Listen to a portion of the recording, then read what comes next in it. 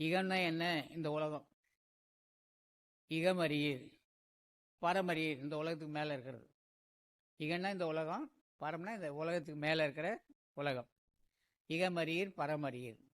வள்ளல் பெருமான் இகம் சொன்ன நம்முடைய உடல் பகுதியில் கழுத்துக்கு கீழே இகம் என்றும் கழுத்துக்கு மேல் பகுதியை பரம் என்றும் பிரித்து சொல்கிறார்.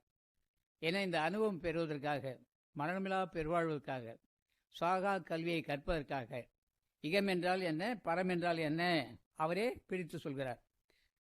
வள்ளல் பெருமான் எழுதுகிறார், இகநிலை பொருளாய் பரநிலை பொருளாய் அகம் அற பொருந்திய அருட்பெருஞ்சோதி.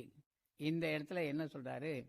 இகநிலை பொருளாய், இந்த உலகத்து பொருளாகவும் இந்த உலகத்துக்கு மேலே இருக்கிற பொருளாகவும் பரநிலை பொருளாகவும் இருப்பது போல நம்முடைய உடல் பகுதியிலேயும் கழுத்து கீழ்ப்பகுதியிலேயும் கழுத்துக்கு மேல் பகுதியிலேயும் இங்கே 2 இடம் அங்கே 2 இடம் 4 இடங்களிலும் அந்த ஜோதி சுரூபமான ஒளியாற்றல் தான் காரியப்பட்டு கொண்டு காரணமாக அதுதான் இருக்கிறது. அதுதான் வள்ளல் பெருமான் இகநிலை பொருளாய். அப்போ இகநிலைனா எது? கழுத்து கீழ்ப்பகுதி இகம், கழுத்துக்கு மேல் பகுதி பரம். இகநிலை பொருளாய் பரநிலை பொருளாய் அகம் அற பொருந்திய, அகம்னா உள்ளே, புறம்னா வெளியே. அகம் அற பொருந்திய, அற்று போகாமல், பிரிவில்லாமல், விட்டு போகாமல் அது இணைத்து வைக்கப்பட்டிருக்கிறது. அகத்துக்குள்ளே அது பொருத்தி வைக்கப்பட்டிருக்கிறது, அது பிரிவாமல் இருக்கிறது.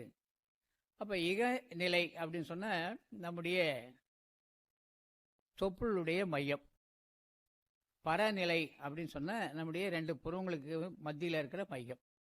இந்த மையத்திற்கும் அந்த மையத்திற்கும் ஒரு தொடர்பு காற்றின் மூலமாக நடந்து கொண்டிருக்கிறது.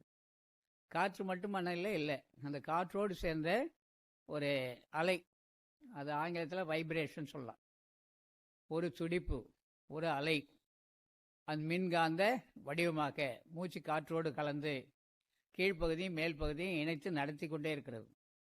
அதுதான் சுவாமி சிவானந்தர் சித்தவேதத்தில் கீழ்ப்பக்கமாக போனால் அதற்கு அதோகதி என்றும், மேல் பக்கமாக சென்றால் அதற்கு ஊர்த்தோகதின்னு பெயர் கொடுத்துருக்காங்க.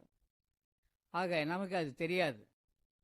கதி அறியேன் கதி அறிந்த கருத்தர் திருக்கூட்டம் சொல்வார் வள்ளல் பெருமான். வாது அறியறீங்க, சூது அறியறீங்க, தூய்மை உங்களுக்கு தெரியாது, என்னெல்லாம் பண்ணிட்டு இருக்கிறீங்க, சுகம்னா என்னன்னு உங்களுக்கு தெரியாது. பரமறிவீர், இகமறிவீர், என்னேன் உன் கருத்து, உங்களுடைய கருத்து என்னவாக இருக்கிறது, இதெல்லாம் நீங்கள் சிந்திக்கவே இல்லையா?